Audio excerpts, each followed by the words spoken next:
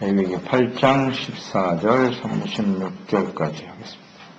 14절 36절 있습니다. 모세가 또 속죄제의 수송아지를 끌어오니 아론과 그의 아들들이 그 속죄제의 수송아지 머리에 앉으며 모세가 잡고 그 피를 가져다가 손가락으로 그 피를 제단에 내 깃털이 뿔에 발라 제단을 깨끗하게 하고 그 피는 제단 밑에 쏟아 제단을 속하여 거룩하게 하고 또 내장에 덮인 모든 기름과 간 거풀과 두 큰 팥과 그 기름을 가져다가 모세가 제단 위에 불사르고 그 수송아지고 그 가죽과 고기와 똥은 진영 밖에서 불살랐으니 여호와께서 모세에게 명령하신 것 같았더라. 또 번제 순양을 드릴 때 아론과 그의 아들들이 그 순양의 머리에 앉으서 하면 모세가 잡아 그 피를 저방사단에 뿌리고 그 순양의 각을 두고 모세가 그 머리와 각 든 것과 기름을 불사르고 물로 내장과 정강이를 싣고 모세가 그 순양의 전부를 제단 위에서 불사르니 이는 향기로운 냄새를 위하여 드리는 번제로 여호와께 드리는 화제라. 여호와께서 모세에게 명령하신 것 같았더라. 또 다른 순양 곧 이음식의 순양을 드릴세 아론과 그의 아들들이 그 순양의 머리에 안수하며 모세가 잡고 그 피를 가져다가 아론의 오른쪽 깃뿌리와 그의 오른쪽 엄지손가락과 그의 오른쪽 엄지발가락에 바르고 아론의 아들들을 데려다가 모세가 그 오른쪽 깃뿌리와 그들의 손의 오른쪽 엄지손가락과 그들의 발의 오른쪽 엄지발가락에 그 피를 바르고 또 모세가 그 피를 제단 사방에 뿌리고 그가 또 그 기름과 기울인 꼬리와 내장에 잡힌 모든 기름과 간 껍질과 두 큰 팥과 그 기름과 오른쪽 뒷다리를 떼어내고 여호와 무교병 가운데에서 무교병 한 개와 기름 섞은 떡 한 개와 전병 한 개를 가져다가 그 기름 오른쪽 뒷다리 위에 놓아 그 전물을 아론의 손과 그의 아들들의 손에 두어 여호와 앞에 흔들어 요제를 상기하고 모세가 그것을 그들의 손에서 가져다가 제단 위에 있는 번제물 위에 던지니 이는 향기로운 냄새를 위하여 드리는 유임식 제사로 여호와께 드리는 거니라. 이에 모세가 그 가슴을 가져다가 여호와 앞에 흔들어 요제를 삼았으니 이는 유임식에서 잡은 순양 중 모세의 몫이라. 여호와께서 모세에게 명령하신 것 같았더라. 모세가 가져와 제단 위에 피를 가져다가 아론과 그의 옷과 그 아들들과 그 아들들의 옷에 뿌려서 아론과 그의 옷과 그의 아들들과 그의 아들들의 옷을 거룩하게 하고 모세가 아론과 그의 아들들에게 이르되 내게 이미 명령하시기를 아론과 그의 아들들은 먹으라 하셨은즉 너희는 회막문에서도 고기를 삶아 위임식 광주리 안의 떡과 아울러 그곳에서 먹고 고기와 떡의 나머지는 분쇄를 지며 위임식은 이래 동안 행하니 위임식이 끝나는 날까지 이래 동안에 회막문에 나가지 말라. 오늘 하나님께서 여호와께서 너희를 위하여 속죄하게 하시려고 명령하신 것이니 너희는 실죄를 회막문에 머물면서 여호와께서 지켜야 하고 하신 것을 지키라. 그리하면 사망을 면하리라. 내가 이같이 명령을 받았느니라. 아론과 그의 아들들이 여호와께서 모세를 통하여 명령하신 모든 일을 준행하니라. 아멘. 예배자와 직임을 맡은 자의 준비 자세. 제사장 위임식에 대한 규례입니다. 모든 백성들을 모아놓고 거룩하게 하나님 앞에서 제사장의 위임을 받는 사람들. 이 제사장들이 하나님 앞에서 이렇게 거룩함을 받는 제사를 드리는 광경을 이제 백성들이 지켜보면서 이 제사장이 굉장히 중요한 역할을 하는 것이구나. 그러니까 백성들이 지켜보고 있잖아요. 중보자들이 하나님께 나가서 대신 예배하고 주님을 섬기는 사람들이잖아요. 아, 이 사람들도 이렇게 하나님 앞에 거룩하게 준비되지 않으면 하나님께 나갈 수가 없는 것이구나. 지켜보면서 이제 그 중보자의 역할, 또 속죄의 중요성, 이런 것들을 이제 백성들이 인식하게 되겠죠. 그리고 이제 제사장들 자신도 이런 제사장 위임식을 거행하면서 자신들이 하나님 앞에 백성들을 대신하여 중보자로 세워졌다라고 하는 게 굉장히 영광스러운 일이죠. 그렇지만 아무리 자신들이 택함받고 부름을 받은 사람이라고 해도 하나님 앞에 함부로 나갈 수가 없는 것이구나. 하나님 앞에 나가서 예배드린다라고 하는 사명감, 또 막중한 책임감, 이런 것들을 깊이 깨닫게 하시려고 이 위임식을 주님께서 명하셨습니다. 이 위임식에 나타난 하나님의 뜻을 오늘 우리가 잘 좀 받아들여서 내가 하나님께 나가서 예배 드릴 때 예배자로서 어떤 태도를 가져야 하는 것인지, 또 하나님 앞에 우리가 재직으로 임명을 받지 않습니까? 재직으로 임직되었다라고 하는 것이 어떤 의미를 가지게 되는 것인지, 이런 걸 좀 깊이 생각해야 되겠어요. 뭐 이 말씀에 잘 나타나 있죠. 제사장 위임식에 예배자와 직분을 받은 재직들이 어떤 제사로 준비되어져야 하는가 하는 것을 잘 보여주고 있는 겁니다. 제사장들이 위임식에 드리는 제사는 먼저 속죄제죠. 속죄. 죄를 사함받기 위해서 속죄제로 수송아지를 번제로 드려 자신의 죄를 먼저 회개하는 것입니다. 정결케 해야만 합니다. 제물 전체를 드리는 제사예요. 이것은 일부를 취하여 드리는 게 아니라 전체를 드려라 그렇습니다. 제사장은 자신을 이렇게 하나님 앞에 온전히 드려야 한다는 뜻이에요. 온전한 충성과 헌신으로 하나님께 드려져야 하는 것입니다. 이것이 예배자의 태도고 직분자의 태도란 말이죠. 하나님 앞에 직임을 맡은 사람. 온전한 헌신과 충성을 하고 있는가? 나의 삶의 하나의 일부 정도로 생각해서는 안 된단 말이에요. 온전히 하나님의 최선을 다해야죠. 이건 예수님의 모습 속에 잘 나타나 있죠. 예수님께서 십자가에서 제물이 되시고 또 제사장의 역할을 감당하실 때 마지막 피 한 방울까지 다 쏟아내셨어요. 온전한 충성과 헌신을 보여주시는 예수님. 이것이 제사장의 태도가 되어야 하는 것입니다. 21절에 보면 향기로운 냄새를 위하여 드리는 번제로 여호와께 드리는 번제다 이렇게 되어 있네요. 향기로운 냄새. 하나님이 어떤 냄새를 좋아하신다고요? 회개, 통회, 자복하는 겸손한 자세로 전세 주인을 깨닫고 회개하고 돌이키며 드리는 그 번제물이 향기를 기뻐하신단 말이에요. 향기로운 냄새란 말이에요. 내가 이렇게 대단한 사람입니다. 고개 쳐들고 나오는 사람이 아니라 내가 이렇게 많은 업적을 남겼습니다. 그런 사람이 아니라 스스로 자신을 하나님 앞에서 죄인으로 고백하고 통회하고 자복하는 자세로 드려지는 제사가 하나님을 기쁘시게 하는 것입니다. 잘 생각해야 돼요. 하나님께 드린다. 향기로운 냄새와 하나님께 드리는 것. 그래요. 나 자신을 위해서 드리는 사람이 되어서는 안 돼요. 예배자의 준비 자세예요. 예배자는 무엇을 받기 위해서 나오는 게 아니라 하나님께 온전히 드려지는 것임을 잊지 말아야 합니다.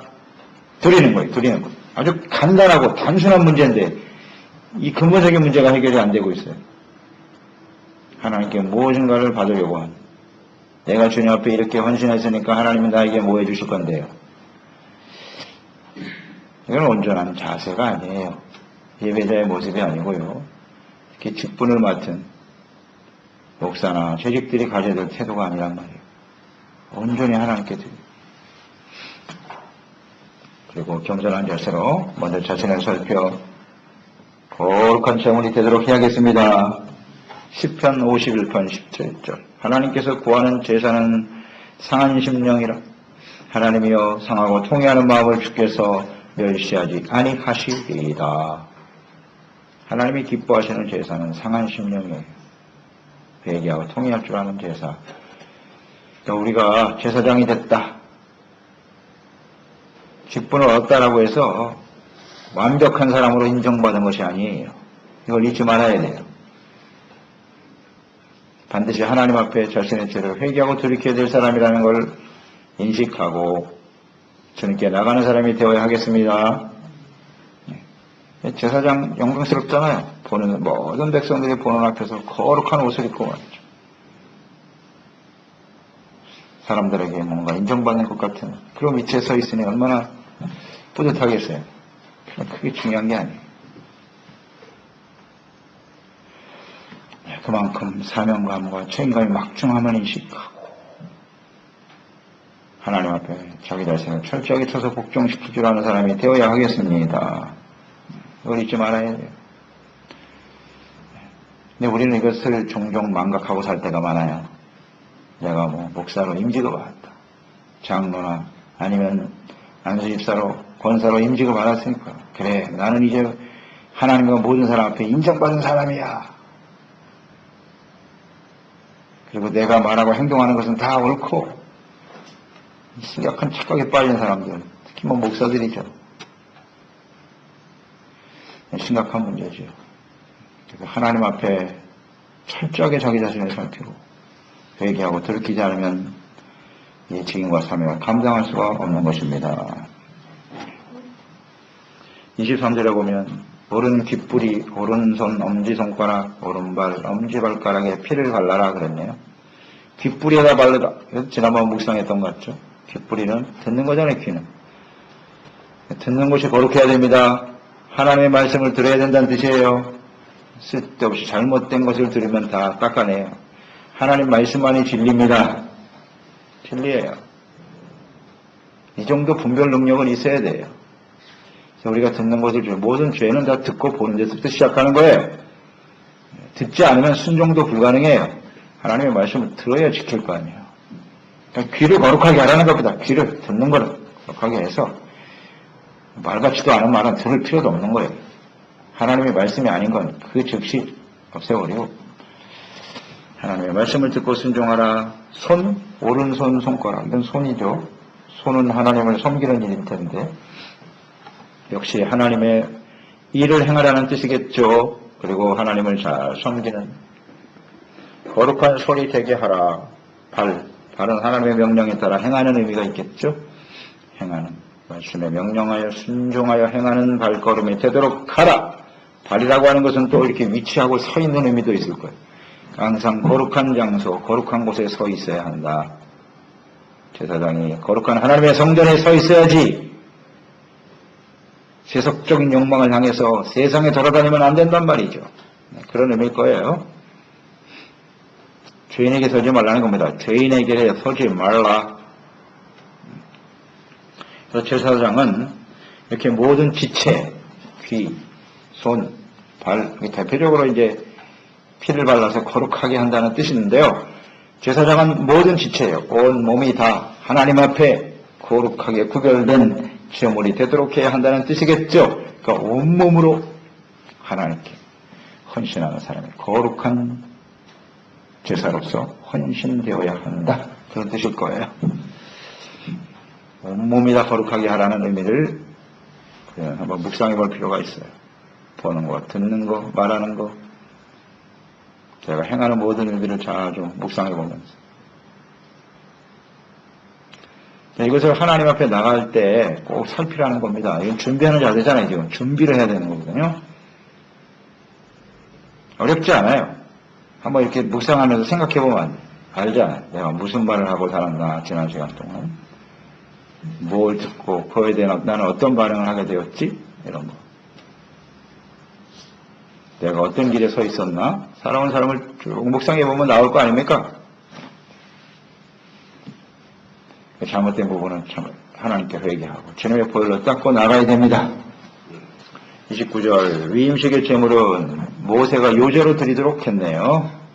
그리고 그것은 모세의 몫이 되게 하였더라.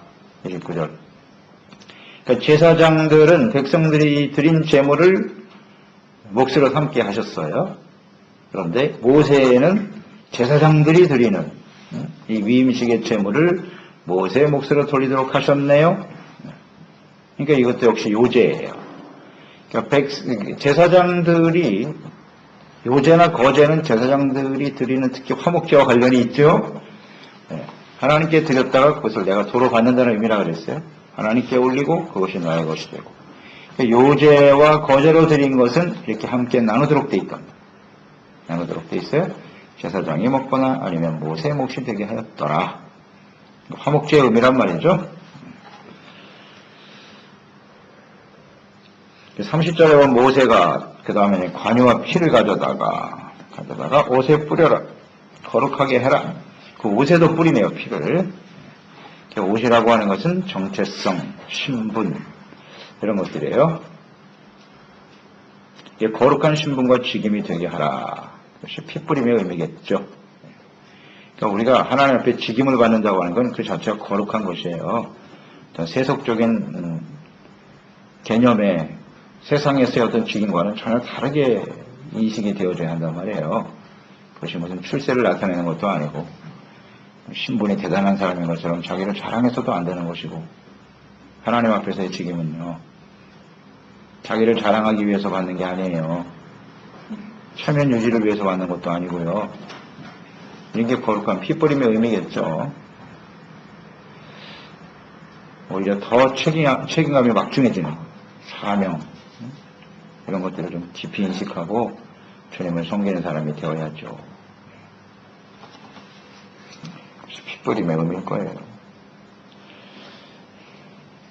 그리고 31절에 보면 미임식에 드려진 제물들을 아론과 그의 아들들이 함께 나누어 먹게 하셨네요. 역시 화목제물이네요. 그러니까 속죄제 이후에 화목제. 이 아주 중요한 연관성을 갖고 있어요.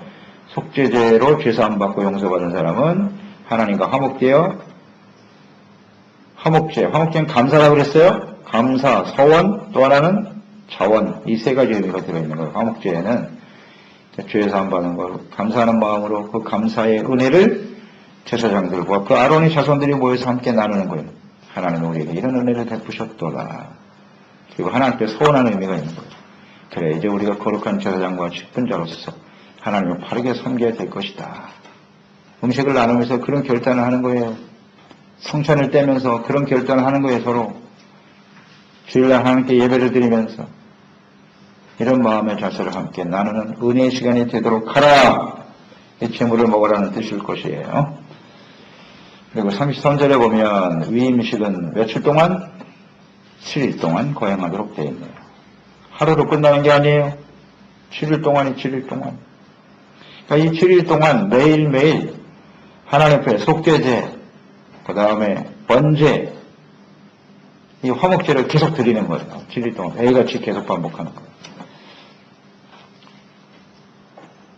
7일 동안 지키게 하셨더라. 하루면 될 것 같지 않습니까? 왜 7일 동안 하라고 하셨을까요? 그것도 똑같은 제사를 계속 반복하면서.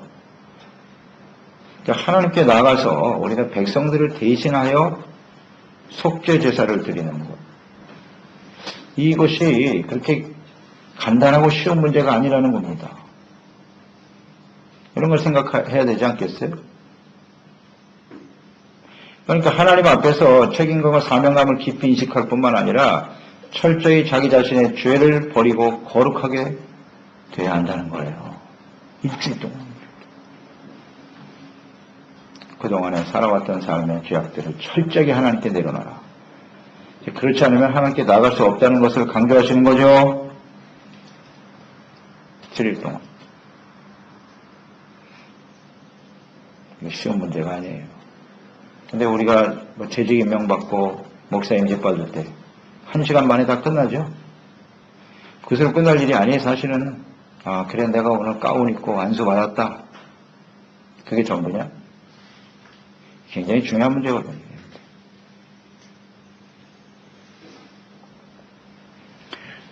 잘 생각해야 해요. 생각해요.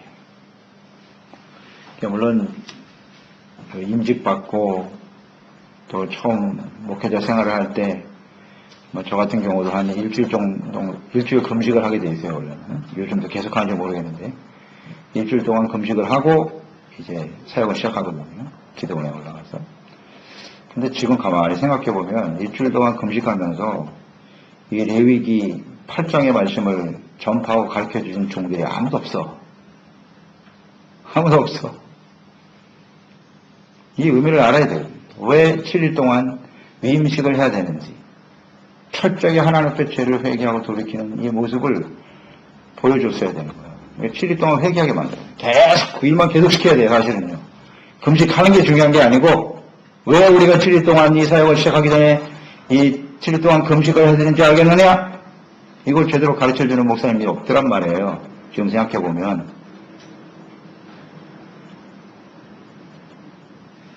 그만큼 이 사명이 막중하다는 사실을 인식하고 철저하게 눈물을 흘려 회개하게 만드는 시간이 돼야 되거든요.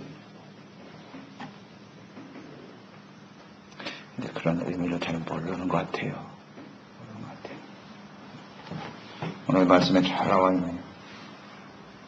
자기를 살피라는 겁니다. 자기를 살펴야 돼요.